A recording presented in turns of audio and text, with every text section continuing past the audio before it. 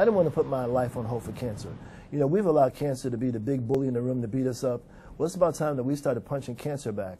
So if I could get a few uppercuts on cancer, why not? So no one knew what was really going on. Thomas Hall was diagnosed with prostate cancer back in 2009 and decided to be one of the first patients in the Low Country to undergo robotic surgery to fight it. Yes. Hall says even though he wasn't familiar with the process, he chose it over traditional open surgery for its faster recovery time.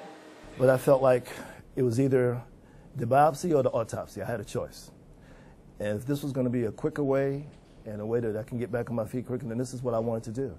You've heard how the robot reduced Tom Hall's recovery time, but what is the robot? Behind these doors you can see what looks like a complex piece of equipment. It's actually very easy to use. I feel more comfortable now using the robot than using my own hands. We would do this a lot just to kind of get used to how the robot moves. Dr. Theodore Brisson performs robotic surgeries at Trident Medical Center and says there's a lot of misunderstanding out there towards the machine.